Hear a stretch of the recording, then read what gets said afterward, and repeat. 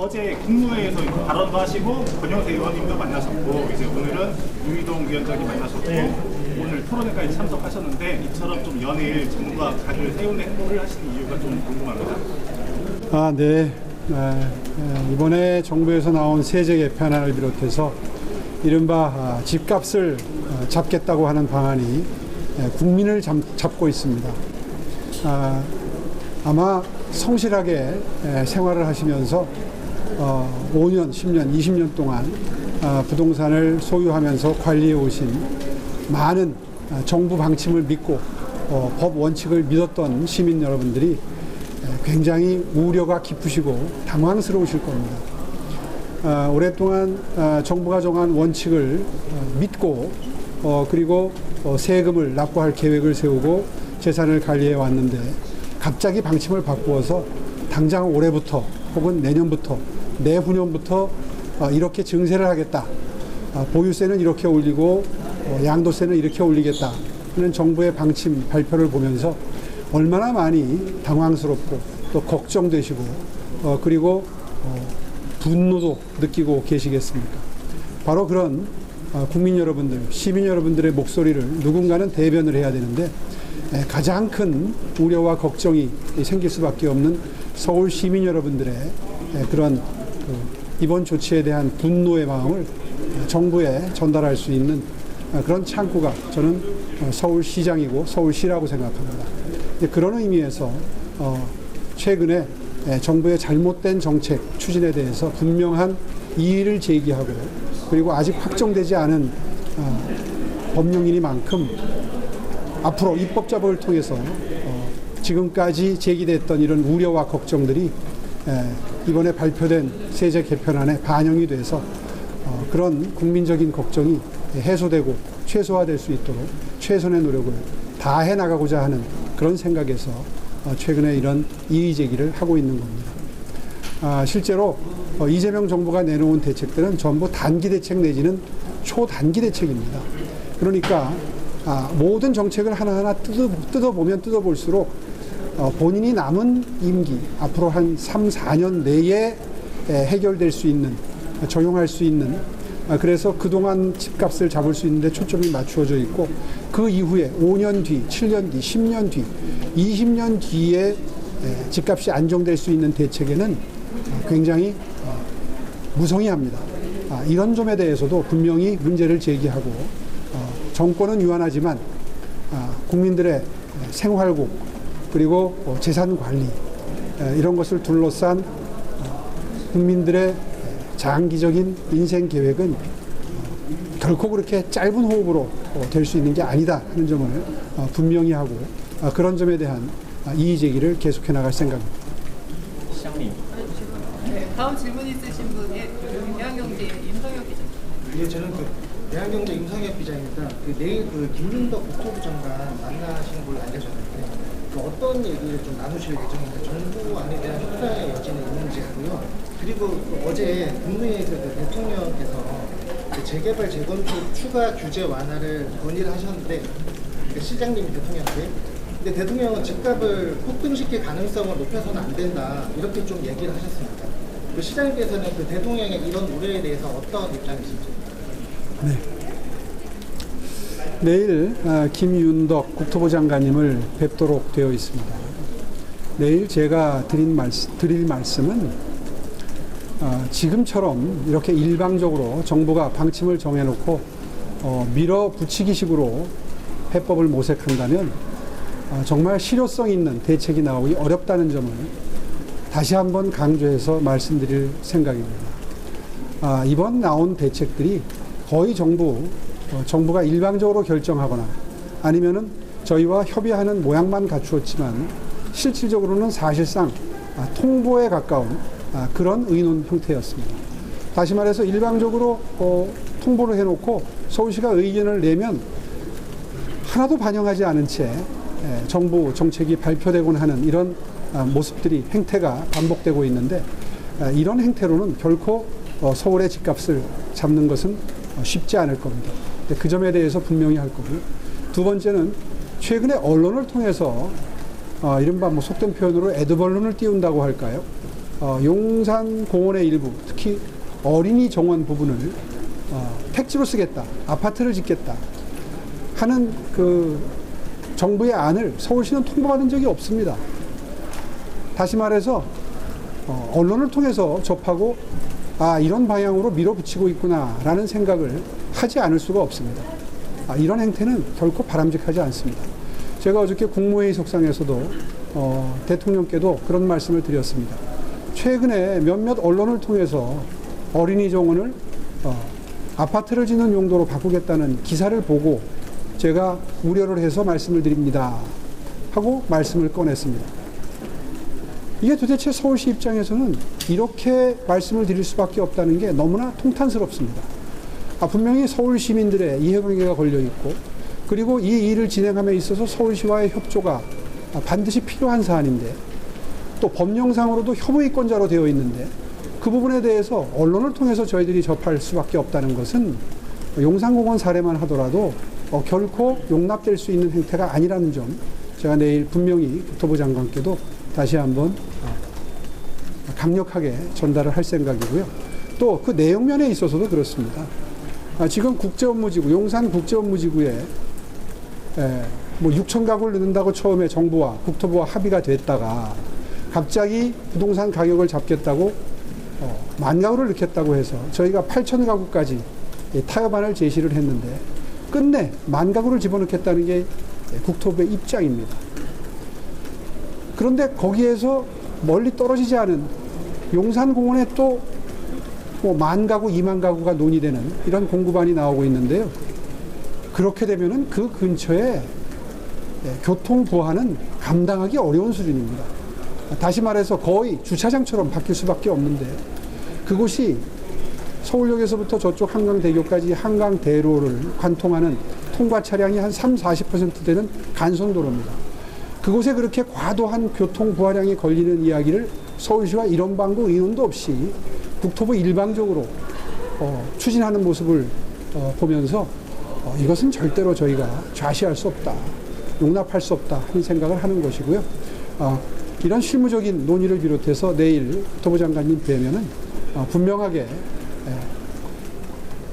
앞으로 100년을 내다보고 보존해야 되는 녹지 면적을 한 정권이 부동산 정책을 잘못 시행해서 그 국면을 탈취하기 위한 그런 용도로 100년 동안, 200년 동안 길이길이 후손들의 미래를 생각해서 보존해야 될 사안을 임시방편으로 생각하는 그런 가벼운 정책적 발상은 절대로 국민적인 동의를 받을 수 없다는 점을 분명하게 전달하고자 합니다. 두 번째 질문은 제가 재개발, 재건축이 서울의 거의 유일한 해법이라고 늘 여러 번 반복해서 지금 말씀드리고 있는데요. 이제 이번에 나온 대책에, 정부 대책에 그것을 일부 인정하는 듯한 대책이 들어가 있는 것 다양스럽게 생각합니다. 그런데 충분치 않습니다. 그래서 어저께 민간 공급의 가장 중요한 그 공급원인 재개발, 재건축의 용적률을 좀 더 완화하고 임대주택 비율을 경우에 따라서, 지역에 따라서 좀 융통성 있게 적용할 수 있는 그런 그 의무 할당량을 줄일 수 있는 규제 완화, 그리고 조합원 지위 양도를 통해서 조합 내에 생길 수 있는, 진행 과정에서 생길 수 있는 지연 요소인 갈등의 요소를 배제해달라는 취지의 건의 말씀을 다시 한번 국무회의에서 드렸는데요. 이제 거기에 대해서 지금 질문하신 것처럼 뭐 부동산 가격을 폭등시킬 가능성을 염려한다는 취지의 말씀이 있으셨습니다. 사실 불필요한 걱정이고 과도한 우려십니다. 서울시가 부동산 가격을 잡는데 마음을 함께 모으고 있고 공급의 진심인데, 과연 그런 재량권이 서울시에 주어진다고 해서 서울시가 이런 그 주택 공급에 역행할 수 있는, 또 부동산 가격을 안정화시키는데 역행할 수 있는 그런 정책 수단을 구사하겠습니까? 무슨 말씀이냐 하면, 대통령의 우려는요, 용적률을 높여주게 되면 부동산 가치가 올라가게 되고 그러면 부동산 가격을 자극하는 거 아니냐, 이런 취지의 말씀이신데요. 경제성이 없어서 재건축, 재개발을 못하는 분들, 그 구역에, 조합에 경제성을 높여드리기 위해서 다시 말해서 조합을 결성하고 재개발, 재건축에 나설 수 있도록 인센티브로 작동하는 정도의 용적률을 완화해 주는 게 부동산 가격을 폭등시키겠습니까? 전혀 현실감이 떨어지는 불필요한 우려를 하고 계시는 것이고요. 또 일부 그럴 수 있는 요소가 부작용이 있다면 사실은 그런 점보다도 이제 조합이 결성되고 사업 시행 인가, 관리 처분 인가가 이루어져서 2주를 앞두고 2주가 이루어지고 그래야 또 허물고 지을 거 아닙니까? 그 단계에서 2주를 하게 되면 주변에 2주 수요가 생기기 때문에 그것 때문에 전 월세가 자극받는 일은 부작용으로서 당연히 예상되는 부분입니다. 혹시 그런 부분이 걱정이 된다면 그것은 순환 정비 사업을 통해서 주변에 자극하지 않는 시기 조정이라고 합니다. 시기를 조정함으로써 주변에 전월세를 자극할 수 있는 그런 요소들은 최소화하면서 서울시가 물량을 조절하는 것이거든요. 그것이 서울시가 해야 될 일이기도 합니다. 뭐 그런 필수적으로 수반되는 부작용이 무서워서 재개발, 재건축 자체를 하지 않는다면 서울에 신규 주택을 공급할 수 있는 방법은 사실상 없는 겁니다. 누차 말씀드리지만 31년까지 31만 가구를 공급할 수 있는 재개발, 재건축 물량을 이미 확보한 상태고요.